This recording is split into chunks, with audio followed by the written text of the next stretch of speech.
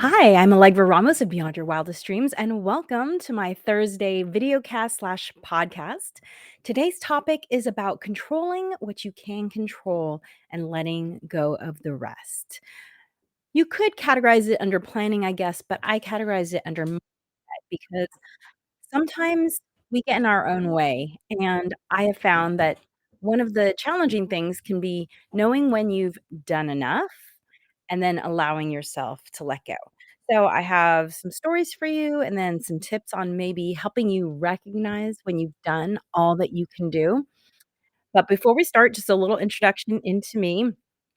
Beyond Your Wildest Dreams is all about helping you prioritize yourself and your goals by learning how to harness the power of planning. And you'll see in my bio below, it says productivity trainer and coach. I guess that's just an easier way of explaining how I think of productivity is about planning well. When you plan well, you can be productive, and by productive, I mean doing what's important. I don't wanna turn you into any sort of productivity robot. I wanna help you do more of what's important to you, whether that is work related or with friends or quiet time to yourself, whatever that is. I wanna show you how to make time for that. And the way I help is I have written 4 workbooks. They're all designed to be gone through in an hour or less. And the reason they're workbooks is because the brain science shows, and I'm sure you have experienced this as well in your educational life, you learn better when you do. In fact, I always give handouts whenever I speak because brain science shows you learn as much as 70% more when you take a few written notes rather than just absorbing the information passively. It makes it more active. So that's why these are all workbooks. There's 4 of them, and the one that I always recommend people start with is 3, 2, 1 done, which is 3 simple strategies to get your to-do list done, because who doesn't need help with that? This was something that my student said to me, "I need help with my to-do list," and we wrote this book, but guess what? I have a surprise, drum roll, I updated it. That's right, I updated it. I added about you can see it's not that much bigger. It went from, like, 67 pages to 77 pages, so it still takes about an hour to do, but in the 3 years since it's been out, obviously, I've taught this a lot. I've had time to think about it, and so you are gonna get the benefit of the latest and greatest thinking, and I retitled it To-Do List Solution.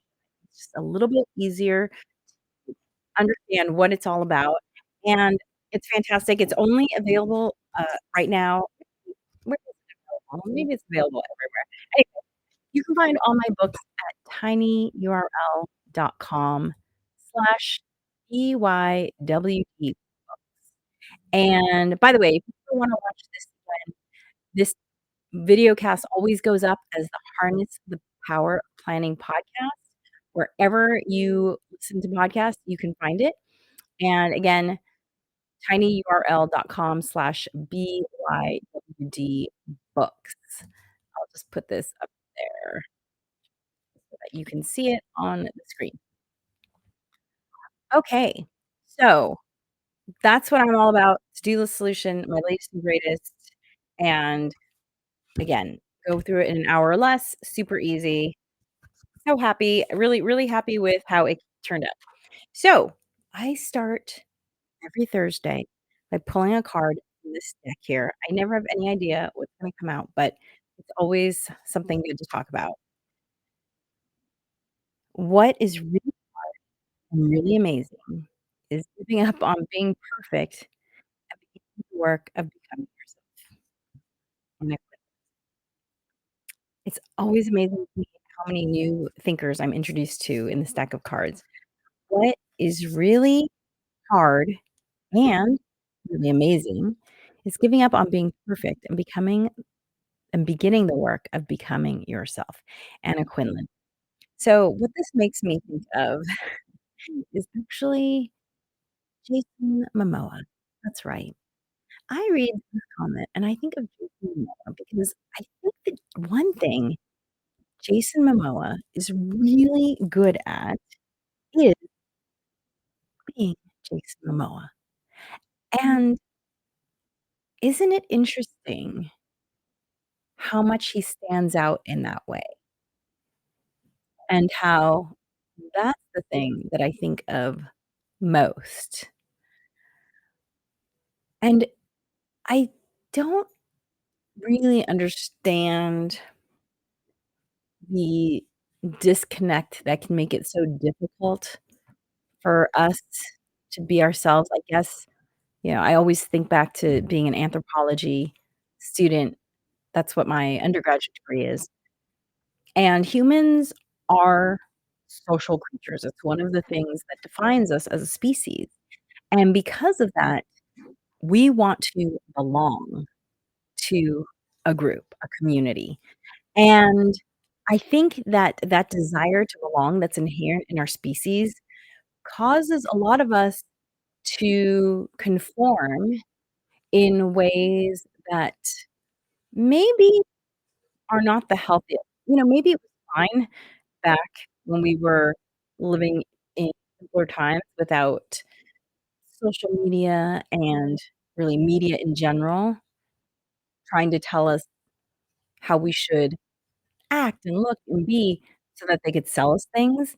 Maybe it's the aspect of selling that has made conforming so, mm, I guess, with useless in a way. I mean, there's a certain amount of social conforming that is valuable in a well-run community, but there's a lot of it that is just profit driven.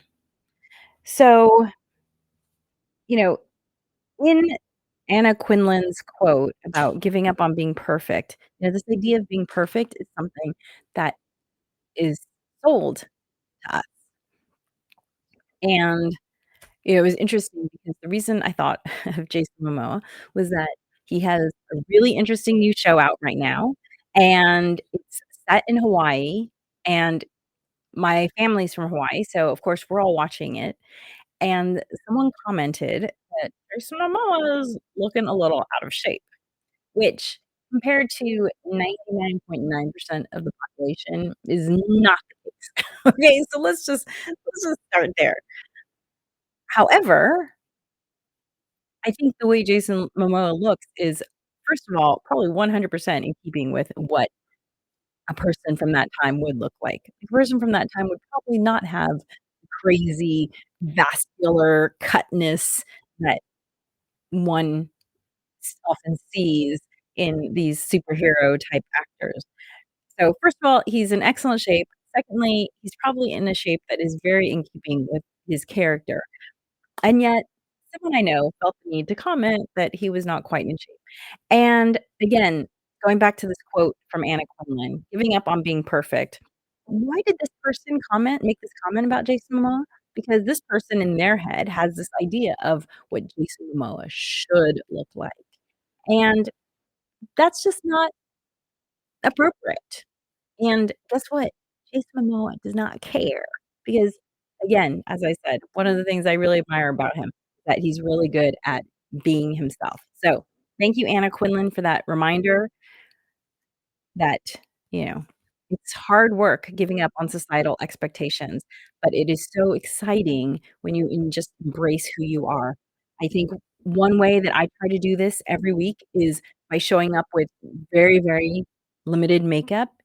I'm 51. This is what a 51-year-old woman looks like, and I am very comfortable with that, and I have never been a makeup wearer my whole life. You Pretty much all my pictures, this is the most makeup I wear. Maybe my wedding had slightly more makeup. I think I wore, like, some eyeliner. Maybe there was some shadow. I don't know. My sister did my makeup. Was not a big deal.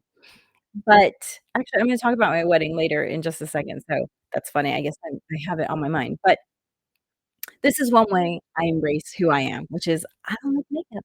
And even though a lot of people wanna sell me makeup, it's just not me. So, do you.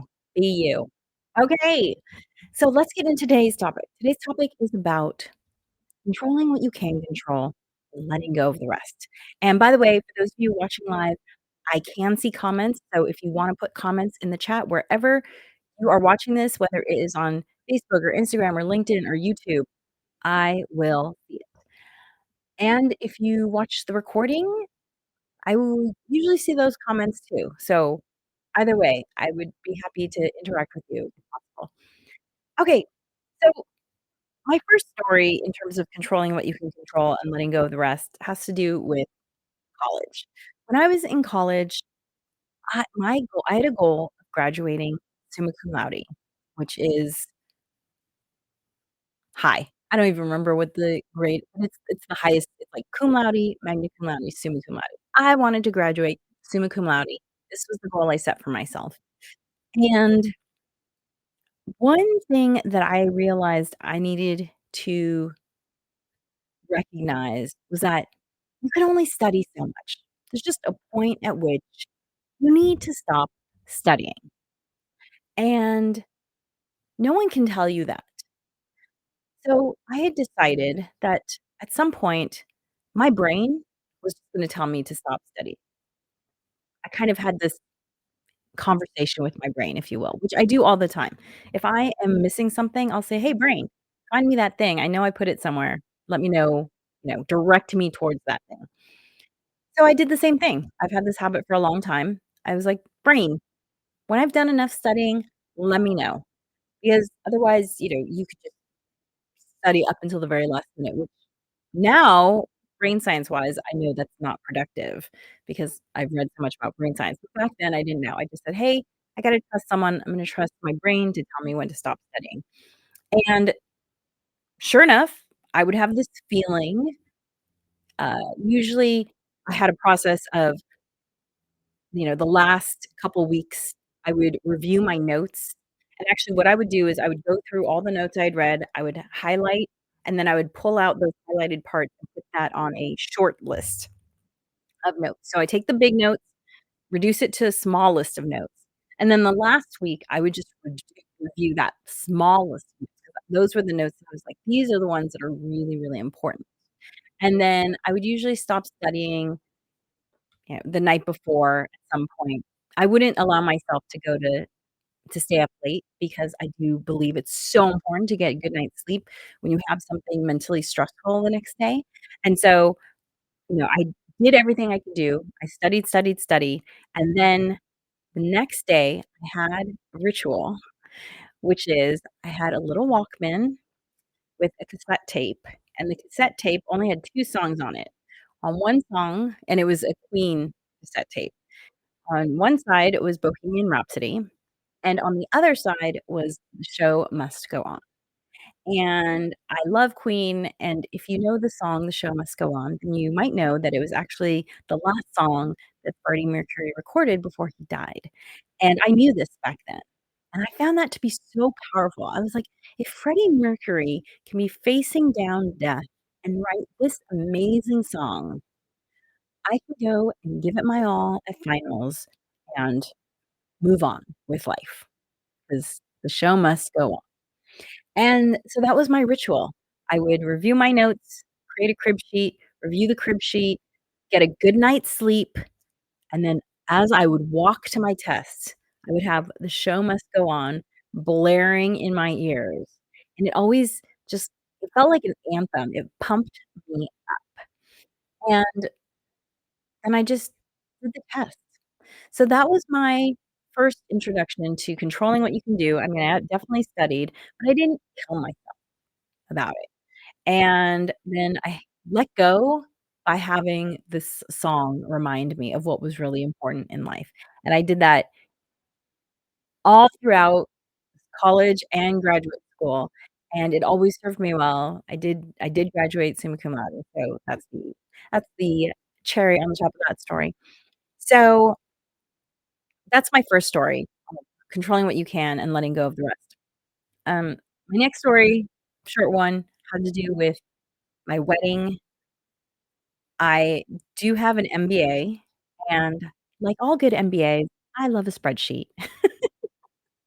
And my wedding spreadsheet was quite robust. I don't remember how many pages it was at this point, but it was over 7. It was probably in the 10 to 14 range. I've been married a couple decades at this point, so excuse me if I don't remember the exact length of my spreadsheet, but it was, somewhere in the 7 to 14 page range, and I had everything from, here are the gifts that I've been receiving and the thank you notes that have been going out. Here are the pictures, there was a page for the photographer, all the shots I wanted, me and my mom, me and my sister, the whole family, my grandparents with the grandchildren, all of that thing. I had, uh, thank you gifts that I wanted to give to people after the wedding. I had the timeline for the actual wedding itself. People will begin arriving at this time. Limo with me will arrive at this time. Music will start at this time, all laid out. I had the seating chart. So anyway, as you can see, I put a lot of planning, as you would expect, into my wedding. But then when the day of my wedding came, I didn't check on anything. I said, "You know what? Everyone's been given their jobs. Everyone who needs to have the timeline has the timeline." The There was a event planner at the space, and then also my closest girlfriends, who some of whom you've seen on this podcast were there, and they all had copies of the spreadsheet. I said, everyone's just gonna do their thing, and it's gonna work out just fine." And I really enjoyed my wedding. Like, I remember being very physically present during my wedding. I didn't worry about anything happening. Whatever happened, happened. Whatever didn't happen, didn't happen. And I had so much fun. So, some people might expect someone that creates a 10 to 14 page spreadsheet to be white knuckling it. No, the reason I do all that planning, the reason I create that spreadsheet is so that I can just let go and enjoy when the time comes. And I did. It was fantastic. I didn't think about a thing. I don't remember anything that didn't go well. So, there you go. Control what you can, let go of what you can't. My final story about controlling what you can and letting go of what you can't has to do with my kiddos getting pregnant and then having birth, right? So, my pregnancy and birth stories. When I was 32, I wouldn't say my clock was ticking as in, "I'm ready to have a kid." However, I knew that biologically speaking, I was getting older. And at that point, my husband and I had been married for a few years, and we had been dating for 8. And I thought to myself, "Okay, well, if I'm going to get pregnant, it's going to be in the next few years. Otherwise, it's, likely not gonna happen, at least biologically. Maybe we'll adopt, who knows?" But being the planner that I am, I decided that I was going to start preparing my body in case I decide to get pregnant. And because I love tuna, a huge tuna lover, all kinds of tuna, albacore tuna. I ate a lot of tuna sandwiches growing up. In fact, there was one summer where I ate a tuna sandwich almost every single day for 6 weeks because grandma was taking care of me, and she just asked each of her grandchildren, "What's your favorite sandwich?" And then she made us all those sandwiches for an entire 6 weeks, which good on her, she had a plan, it worked. So, I ate a tuna sandwich almost every single day for 6 weeks, and because I love tuna so much, I decided I really need to do some mercury detoxing because who knows? I didn't know. And so I first of all, I gave up eating seafood for 3 years, starting when I was 32, and I also did some cleanses, and then my husband and I actually didn't decide that we were ready to start trying getting pregnant until I was 35, so 3 years of not eating seafood, 3 years of, doing what I could to cleanse, like, eating a lot of cilantro, which is great for chelating heavy metals. Not a doctor, don't play one on TV, feel free to do the research yourself. But it was at 35 when we decided, like, "Hey, let's give this thing a try." And at the time, I owned a store. It was an eco one-stop shop. It was a wonderful place called Green& and Greener. Wonderful store. People still tell me how much they miss it. And I had a lot of regulars, and my regulars knew, "Oh, you guys are you're leaving town soon." 'Cause we told people we're leaving town, we're, going on a pre-baby making trip, just gonna, see what happens, wild and reckless, and I mean, at that point, we'd been married for 7 years and together for 12, so I guess not so wild and reckless, but seemed wild and reckless to us because 'cause we're like, "Oh my gosh, after years of trying not to get pregnant, we're gonna try to get pregnant? That seems crazy." And so I remember this one regular of mine who came into the store, and she said, "So what are you doing to get pregnant? Like, what's your plan for getting pregnant?" And I said, "I have no plan for getting pregnant, like, if it happens, it happens." I was like, "My plan has been to make myself as healthy as possible so that I can be pregnant and that I can have a healthy pregnancy, but in terms of getting pregnant, like, I that is not within my control. I've done everything I can. I'm letting go of the rest." And she said, "Uh, I wasn't like that at all. I wanted to control everything." And, it's interesting because, mm, we actually ended up getting pregnant on this trip. It was supposed to be, like, our pre-baby making trip, but it became our baby making trip. And knowing what I now know about how stress affects your body, I do believe that part of why we got pregnant was because I was so not stressed. I was like, "This is out of my hands. I'm letting go of this."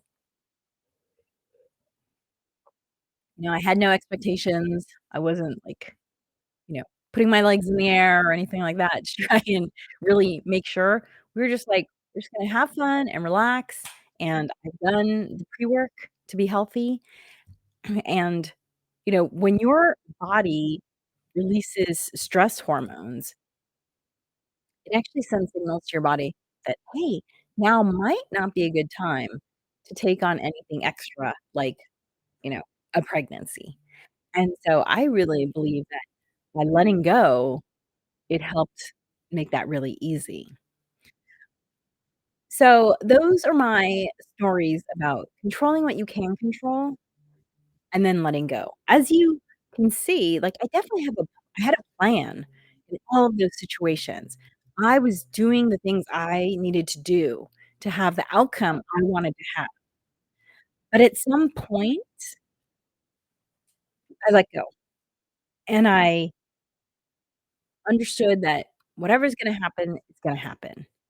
And I think that that's just a really healthy mindset to have, to acknowledge that not everything is in your control, and that's okay.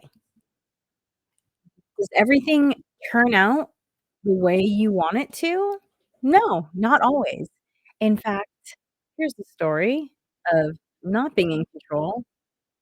I was offered an amazing position to have this it was a dream job of mine when I was in my 20s to produce a series of videos all about the ozone layer. We all used to talk about the ozone layer a lot, and I had quit my current position, taken some days off, and then the day before I was supposed to start this dream job, I got a call that the funding had been cut, 100%.